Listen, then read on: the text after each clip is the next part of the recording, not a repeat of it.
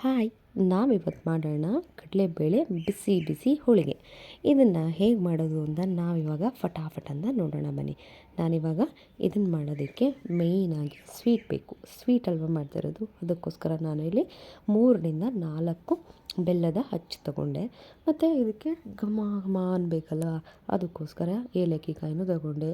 ನಾನಿಲ್ಲಿ ಇದನ್ನು ಹಿಂಗೆ ಅಂದರೆ ಅದು ಬೇಳೆ ಬೆಂದಿದೆಯೋ ಇಲ್ವೋ ಅಂತ ಗೊತ್ತಾಗುವಷ್ಟು ನಾನು ನಿಮಗೆ ತೋರಿಸೋದನ್ನು ಆ ರೇಂಜಿಗೆ ನಾನು ಬೇಳೆನ 4 ವಿಷಲ್ ಮಾಡಿಕೊಂಡೆ. ನೆಕ್ಸ್ಟ್ ನಾನು ಇದಕ್ಕೆ ಕೊಬ್ಬರಿ ತುರಿ ಹಾಕ್ತಾಯಿದ್ದೀನಿ. ಒಂದು ಉಂಡೆ ಫುಲ್ಲು ಕೊಬ್ಬರಿ ತುರಿನ ಚಿಕ್ಕದಾಗಿ ತುರಿದಿಟ್ಕೊಂಡಿದ್ದೀನಿ. ಇಷ್ಟು ಏಲಕ್ಕಿ ಕಾಯಿ ಹಾಕೋದು ಬೇಡ, ಒಂದು 4-5 ಹಾಕಿದ್ರೆ ಸಾಕು. ಬೆಲ್ಲ ಮಾತ್ರ ನಿಮ್ಗೆ ಸ್ವೀಟು ಎಷ್ಟು ಬೇಕೋ ಅದನ್ನು ನೋಡ್ಕೊಂಡು ಹಾಕಿ. ನಾನಿಲ್ಲಿ 4 ಅಚ್ಚು ತೊಗೋತಾ ಇದ್ದೀನಿ. 4 ಏಲಕ್ಕಿ ಕಾಯಿ ತೊಗೊಳ್ತಾ ಇದ್ದೀನಿ. ಅರ್ಧ kg ಕಡಲೆಬೇಳೆ ತೊಗೊಂಡಿದ್ದೀನಿ. ಇದು ಇವತ್ತಿನ ರೆಸಿಪಿಗೆ ಬೇಕಾಗಿರುವಂಥದ್ದು. 4 ಬೆಲ್ಲ, ಏಲಕ್ಕಿ ಕಾಯಿ, 1 ಉಂಡೆ ಕೊಬ್ಬರಿ. ನಾನು ಇದನ್ನು ಮಿಕ್ಸಿಲಿ ರುಬ್ಬೋದ್ರ ಬದಲು ಇವತ್ತು ಒರಳು ರುಬ್ತಾ ಇದ್ದೀನಿ. ಒರಳು ರುಬ್ಬೋದ್ರಿಂದ ಟೇಸ್ಟ್ ಚೆನ್ನಾಗಿರುತ್ತೆ. ಮತ್ತು ಎಲ್ಲೂ ಕೂಡ ಒಂದೂ ಕಾಳು ಸಿಗೋದಿಲ್ಲ, ನುಣ್ಣು ಪೇಸ್ಟ್ ಆಗುತ್ತೆ. ಮಿಕ್ಸಿಲಾದರೆ ಅಲ್ಲಿ ಎಲ್ಲಿ ಸಿಗುತ್ತೆ ಅನ್ನೋದಕ್ಕೋಸ್ಕರ ಅದನ್ನು ನಾನು ರುಬ್ಕೊಂಡ್ಮೇಲೆ ನಾನು ಏನು ಮಾಡ್ತಾಯಿದ್ದೀನಿ, ಕೊಬ್ಬರಿ ತುರಿದಿಟ್ಕೊಂಡಿದ್ದೆನಲ್ಲ ಅದಕ್ಕೆ ನಾನು ಮಿಕ್ಸ್ ಮಾಡ್ಕೊತಾ ಇದ್ದೀನಿ. ಫುಲ್ ಎಲ್ಲನೂ ಒಂದು ಸಲ ಮಿಕ್ಸ್ ಮಾಡಿಕೊಂಡು ಅದು ಉಂಡೆ ಕಟ್ಟೋ ಶೇಪಿಗೆ ಬರಬೇಕು. ಒಂದು ಉಂಡೆ ಕಟ್ಟಿದಾಗ ಅದು ರವೆ ಉಂಡೆ ಥರ ರೌಂಡು ಕೂರಬೇಕು. ಆವಾಗ ನಮಗೇನು ಅನಿಸುತ್ತೆ, ತಟ್ಟೋದಕ್ಕೆ ಸ್ಮೂತಾಗಿರುತ್ತೆ. ಇದನ್ನು ತೆಳ್ಳಗೂ ಕೂಡ ಮಾಡ್ಬೋದು. ತೆಳ್ಳಗೆ ಮಾಡಿದ್ರೆ ಅದು ಒನ್ ಡೇ ಅಷ್ಟರಲ್ಲೇ ಇಟ್ಕೊಂಡು ತಿನ್ಬೋದು, ಅಷ್ಟೇ ಕೆಟ್ಟೋಗ್ಬಿಡುತ್ತೆ. ಬೇರೆ ಈ ಥರ ಮಾಡೋದ್ರಿಂದ 1-2 ಡೇಸ್ ಇಟ್ಕೊಂಡು ತಿನ್ಬೋದು. ಬೇಗ ಕೆಡೋದಿಲ್ಲ ಮತ್ತು ಚೆನ್ನಾಗಿರುತ್ತೆ. ನಾನು ಅದಕ್ಕೋಸ್ಕರ ಈ ಥರ ಮಾಡ್ತಾಯಿದ್ದೀನಿ.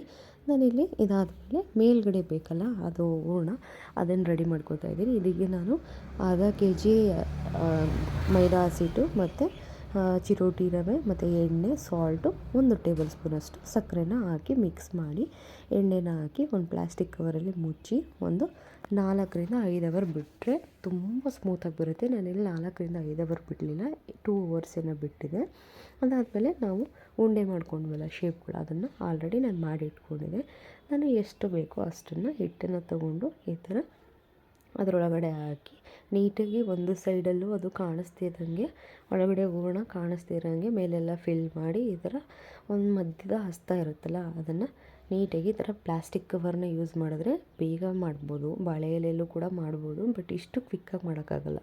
ನೋಡಿ, ಈ ಥರ ಲಾಂಗಾಗಿ ಹಸ್ತದಿಂದ ಪ್ರೆಸ್ ಮಾಡಿದ್ರೆ ಅದು ಒಂದು ಕಡೆಯೂ ಕಟ್ಟಾಗೋ ಚಾನ್ಸಸ್ ಇರೋದಿಲ್ಲ. ನೀಟಾಗಿ ರೌಂಡ್ ಶೇಪಲ್ಲೇ ಬರುತ್ತೆ. ಮತ್ತು ನಾನು ಒಂದು ಲಾಂಗ್ ಪ್ರೆಸ್ ಮಾಡಿದ್ಮೇಲೆ ಈ ಥರ ಸೈಡ್ ಎಡ್ಜಲ್ಲೆಲ್ಲ ಇಟ್ಟು ಆ ಮೈದಾ ಮತ್ತು ಹೂರಣ ಇದೆಯಲ್ಲ ಅದು ಎಲ್ಲ ಕಡೆಗೂ ಸ್ಪ್ರೆಡ್ ಆಗಬೇಕು ಅನ್ನೋದಕ್ಕೋಸ್ಕರ ಒಂದು ಸಲ ಆ ಥರ ಮಾಡಿ ಕೊನೆಗೆ ನಾನು ಈ ಥರ ಎಲ್ಲ ಕಡೆಯೂ ಸೈಡ್ ಎಡ್ಜಲ್ಲೆಲ್ಲನೂ ಈ ಥರ ಏನು ಮಾಡಿದೆ, ಒಂದು ಕಡೆಯಿಂದ ನೀಟಾಗಿ ಒಂದು ಶೇಪ್ ಕೊಟ್ಕೊಂಡು ಬಂದೆ. ಈ ಥರ ಮಾಡೋದ್ರಿಂದ ಬೇಗ ಆಗುತ್ತೆ ಮತ್ತು ಟೈಮು ಸೇವ್ ಆಗುತ್ತೆ, ಕೈ ನೋವು ಬರೋದಿಲ್ಲ. ಬಾಳೆ ಎಲೆ ಆದರೆ ಸ್ವಲ್ಪ ಎಣ್ಣೆ ಜಾಸ್ತಿ ತಗೊಳುತ್ತೆ.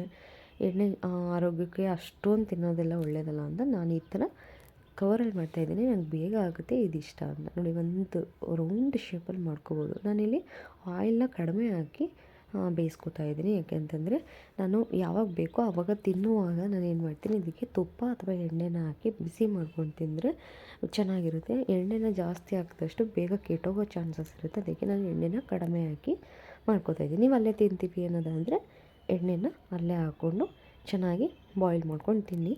ಇದು ಇವತ್ತಿನ ನಾವು ಮಾಡಿದ ನಮ್ಮನೆಯ ಹೋಳಿಗೆ ರೆಸಿಪಿ. ಇಷ್ಟ ಆದರೆ ಲೈಕ್ ಮಾಡಿ, ಶೇರ್ ಮಾಡಿ, ಸಪೋರ್ಟ್ ಮಾಡಿ.